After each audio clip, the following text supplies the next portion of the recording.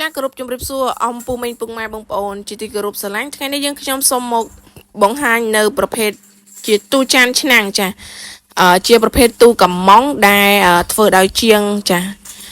ទើបតែដំឡើងបានថ្មីចាទូនេះគឺយើងធ្វើអំពីញោមពណ៌សកម្រាស់កញ្ចក់វិញគឺ5លីចាវាមានទ្វារ6បាវហើយនិង4ថ្នាក់សម្រាប់ឲ្យយើងដាក់ចាគ្រឿងទេសផ្សេងចានឆ្នាំងតាមតម្រូវការរបស់ចាពុកម៉ែបងប្អូនឥឡូវយើងធ្វើការបើកខាងក្រោមឲ្យមើលចាខាងក្រោមវាគឺបែបនេះបងប្អូនចាខាងក្រោមរបស់វាចាងាយស្រួលចាយើងអាចដាក់ចានឆ្នាំងគ្រឿងទេសផ្សេងកៅចាម្ហូបអាហារដែលយើងធ្វើហើយយើងខ្លាចកណ្ដុរកន្លាតនេះយើងអាចដាក់នៅក្នុងទូនឹងបានចាហើយនេះគឺជាដៃទ្វាររបស់វាដែលយើងធ្វើអំពីមាសចាពណ៌ឆ្អិនឆ្អៅចាហើយទ្វារគឺយើងបើកបិទចាវាមានចាដៃស្រូបសម្រាប់ឲ្យយើងស្រូបនឹងទ្វារនេះចាពេលដែលយើងបើកគឺយើងទាញបន្តិចពេលដែលយើងបិទទៅគឺវាអឹបជាប់ចាអត់មានរុនអត់មានអីគឺចិត្តល្អចាហើយខាងនេះគឺជាខ្សែទ្វារចាជាត្រចៀកទ្វារបងប្អូនដែលរឹងមាំធន់ចាអត់ងាយខូចទៅណាទេចាត្រចៀកវាគឺយើងប្រើជាត្រចៀកខ្សែចាបែបខ្សែវែងអញ្ចឹងអត់ដូចជីកខ្លះគេប្រើខ្លីគឺវាអាចនឹងខូចពេលយើងបើកចុះឡើងគឺវាជារវូតវិសអស់អញ្ចឹងចាហើយចាបងប្អូនខាងក្នុងរបស់វាគឺធំទូលាយចាឥឡូវយើងធ្វើការបើកខាងក្នុងឲ្យមើលទៀតចាខាងនេះវាគឺរុនខ្យល់សម្រាប់ឲ្យយើងដាក់ម្ហូបអាហារចាដែលយើងធ្វើហើយយើងអាចដាក់ទៅដើម្បីវាចាញ់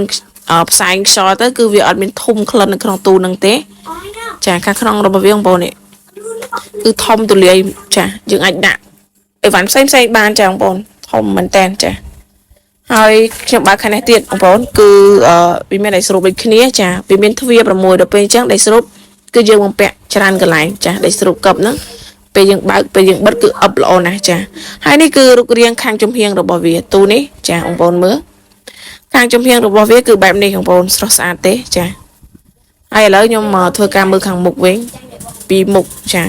ឥឡូវយើងធ្វើការបើកចាបើកទ្វារអស់ដើម្បីឲ្យយើងមើលពីមុខចំថា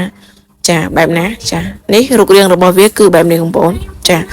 សម្រាប់អំពូមីងចាពុកម៉ែបងប្អូនដែលមានតម្រូវការចាចង់បានឬស្រឡាញ់ចាជាប្រភេទទូចានឆ្នាំងបែបនេះបងប្អូនចាធានាគុណភាពល្អចាធ្វើឲ្យជាងទឹកដៃផ្ទាប់តចាបំពាក់អីវ៉ាន់វិញគឺគ្រឿងល្អចាបងប្អូនជាយកទៅប្រើប្រាស់ទៅគឺចាធន់នឹងរឹងមាំប្រើប្រាស់រាប់ឆ្នាំអត់ខូចទៅណាទេចា